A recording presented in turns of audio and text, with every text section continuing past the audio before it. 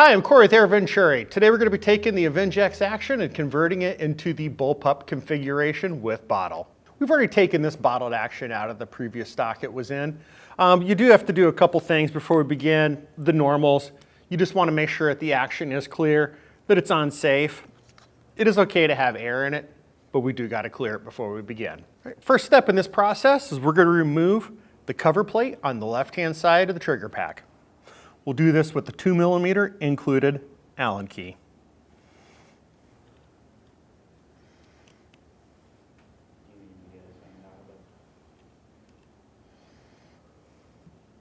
Sometimes you got to play with this a little bit to get it to come out. You do have the pin that the trigger was pivoting on, holding it all together. And take that out, take the trigger out, set it aside. Now to remove the trigger pack, we're going to grab the trigger bar, we're going to install the rear sear where the trigger pack was in place.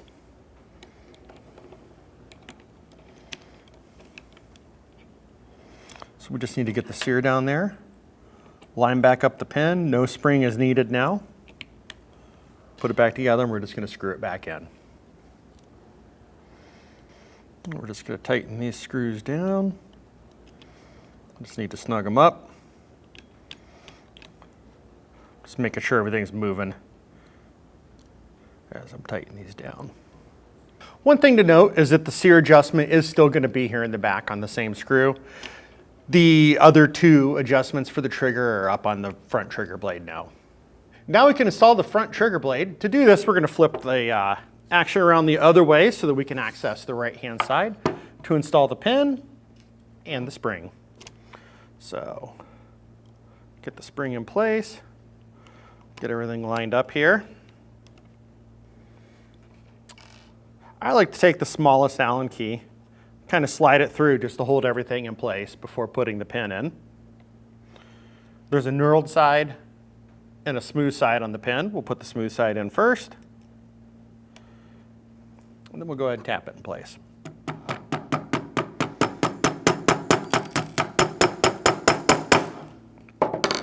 Once it's started, we do need to go ahead and get it flush. So I'll take this punch, drive it the rest of the way home. All right, now that the pin's in flush, we can go ahead and test, make sure that everything's working. We know that this gun is cleared. I'm gonna go dry fire it real quick. Looks good, time to move on. Next step is removal of the barrel band. This part, I kind of like to wiggle a little bit. There's an O-ring in there, so you get a little bit of a resistance, but once it gets moving, find that sweet spot and just keep pushing it off. Set that aside. Next, we get our new barrel band. It's nice, this one already has the rail installed on it. So we're just gonna slide this one over. This little hole in the back is gonna line up with the screw hole in the front of the action. We're gonna put it in place and put the included screw in to hold it all together. I think it is a little easier if you hold the gun up on end like this. It helps you get a better grip on it.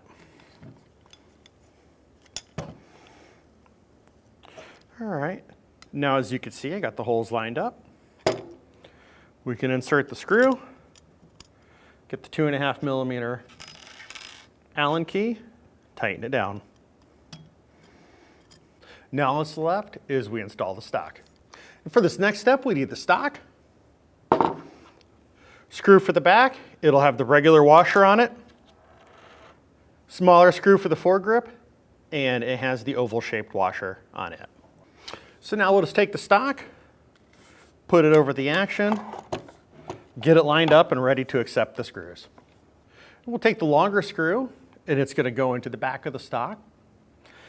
It'll have the regular washer on it, and we're gonna just slide it down into the rear hole here. And now with the 4mm Allen key, we'll go ahead and start cinching this screw down. If you have a longer one with a T-handle, just go in through the top, it'll be a little bit easier. It's gonna take me a few more revolutions to get it down here through the bottom. We're not looking to tighten this down all the way yet, just wanna get it snug until we put the front one in. One more thing of note, you can see a second hole in the stock here. That's just to adjust the sear engagement. Finally, we just need to put the screw in the front to hold the foregrip to the barrel band. Now we can begin tightening them up. We'll tighten up the front screw. Grab that 4mm, tighten up the back.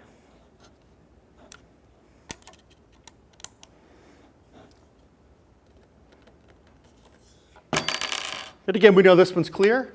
We're going to go ahead and give it one more function test. Just make sure we're good to go.